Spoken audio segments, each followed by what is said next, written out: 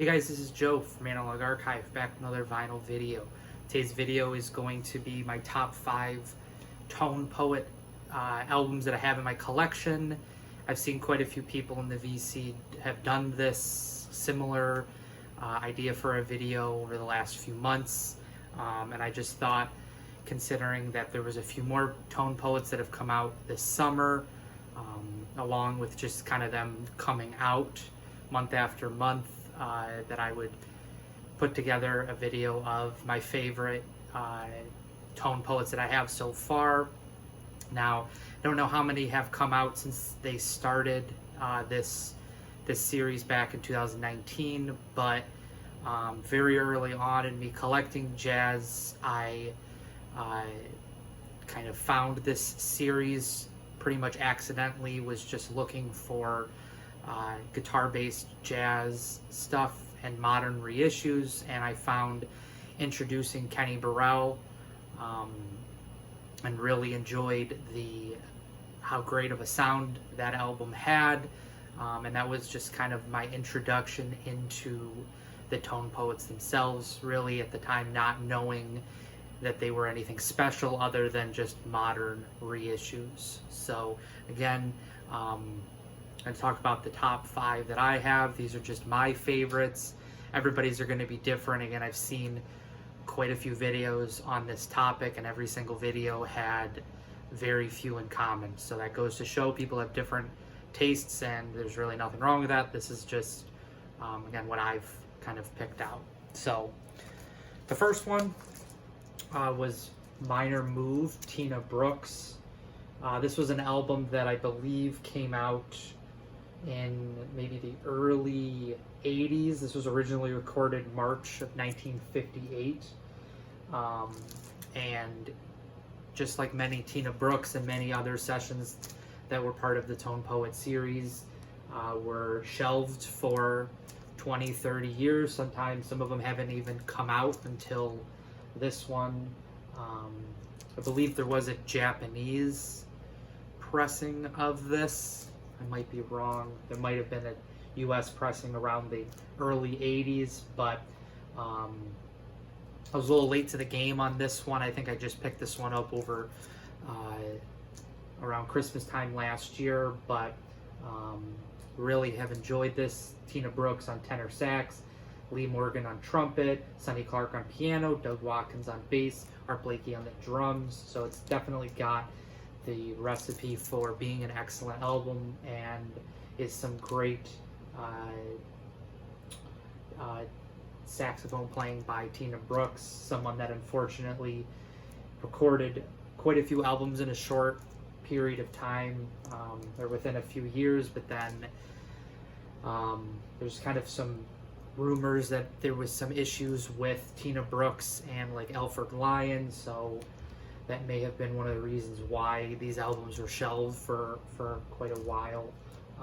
But an excellent one. This is a tougher one to find, even though these are supposed to be in print all the time. Pandemic, along with just, I think, high demand for these, especially this one, has made this one difficult to find. So if you do see this in stores, make sure you pick it up. It's a great one to have. The next one, and again, this isn't, the first few aren't really in a specific order, but the last 2 I would say are my favorite ones. This is one of the more recent ones, the one that just came out the beginning of this month, first week of August.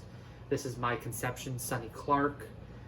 This is an album that, just like the Minor Move, was shelved and did not come out until 1979 in Japan. So this is actually the first US pressing of the album. Again, just just a few weeks ago. This is from March 1959.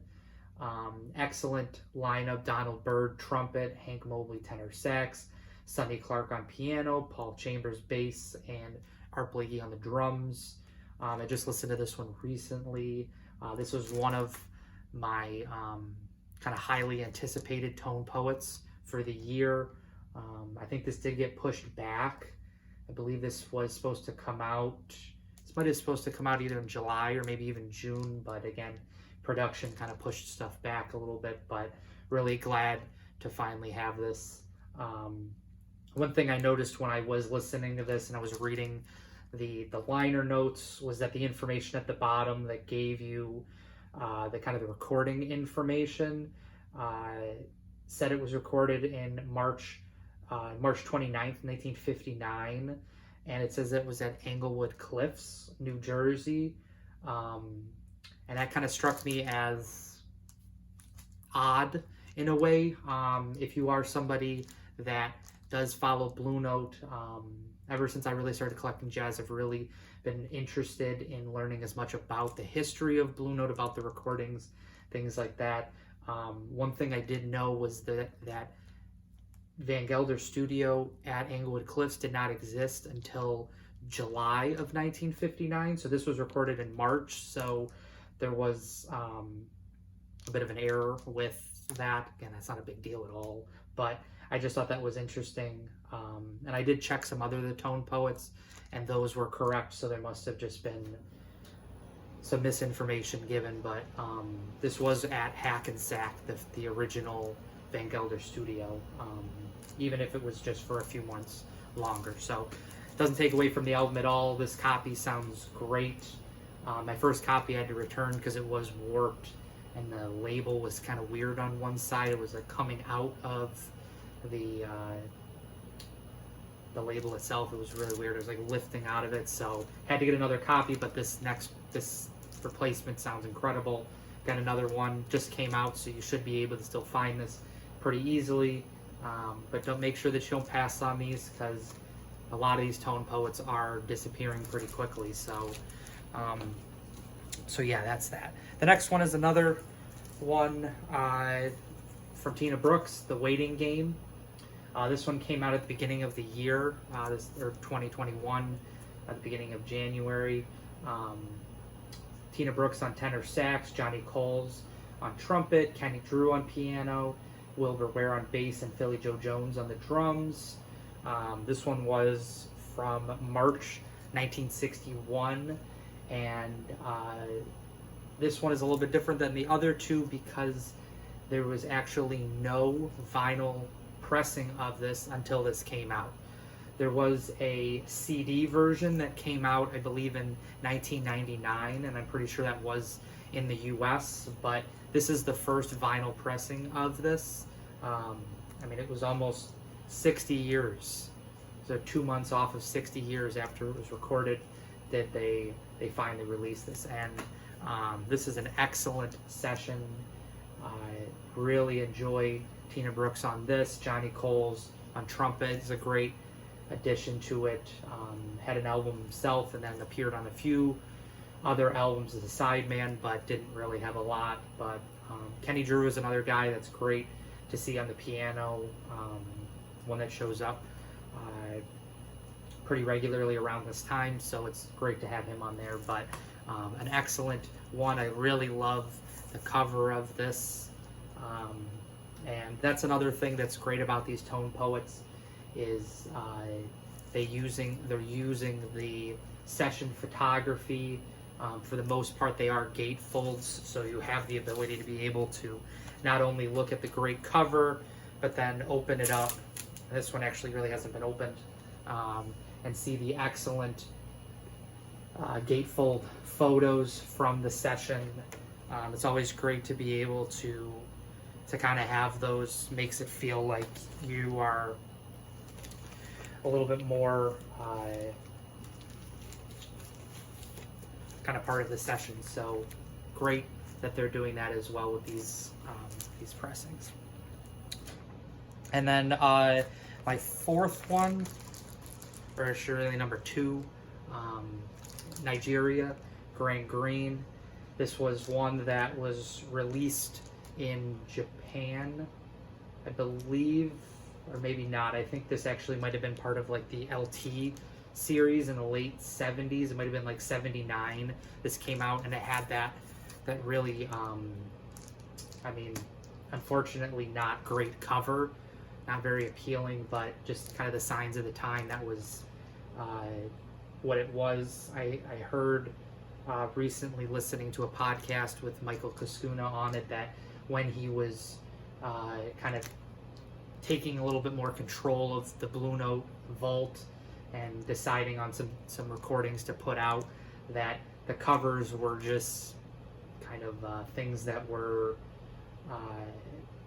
common at the times or something like that. So unfortunately, not a great cover. This one's a much better photo. Grant Green from the session. Again, this is another gatefold, as most of them are. Really love Grant Green. He was my introduction to jazz overall and jazz guitar. He is my favorite on that instrument as well. So nice quartet with Sonny Clark on piano, Sam Jones on bass, and Art Blakey on the drums. And it actually says in the liner notes that this was the only recording of Grant Green with Art Blakey. So even though Grant Green and Art Blakey were both some of the most prolific Blue Note artists in the 60s, this was the only time that they crossed paths. So this was from January 1962.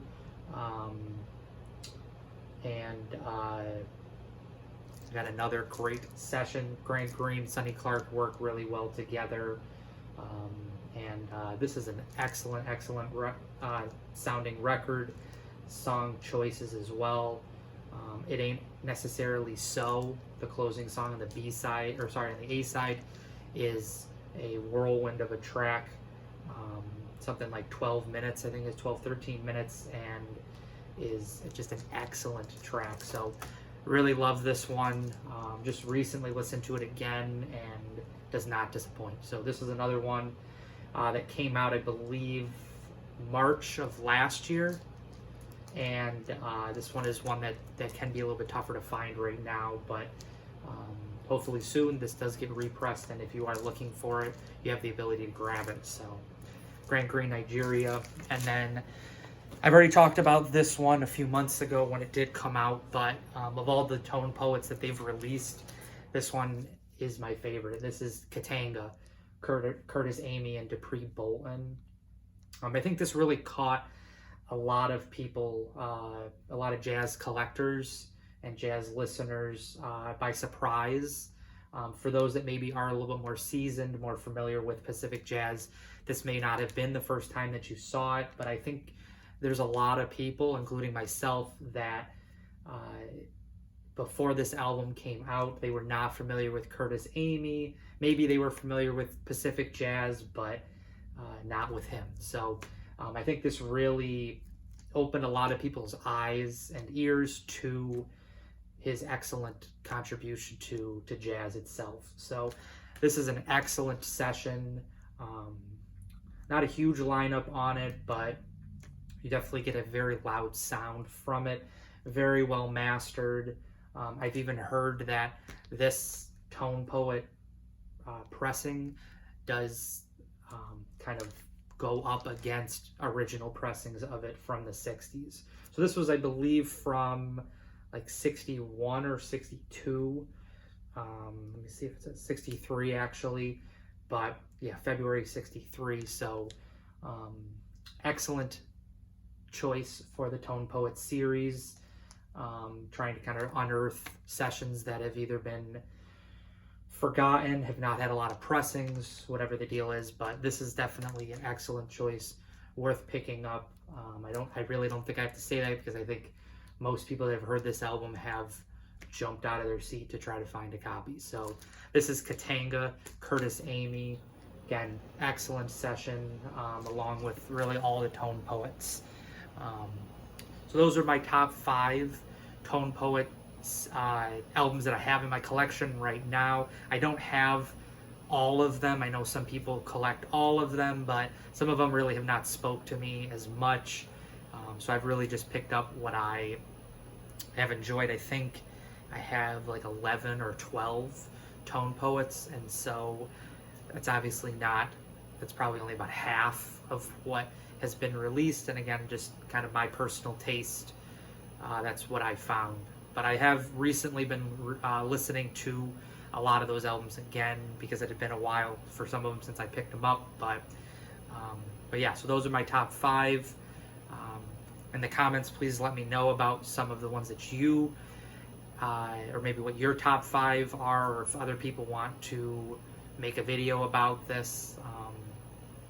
I'd love to see what your top 5 is.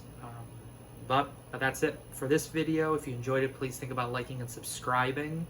And I will see you in the next vinyl video. Bye.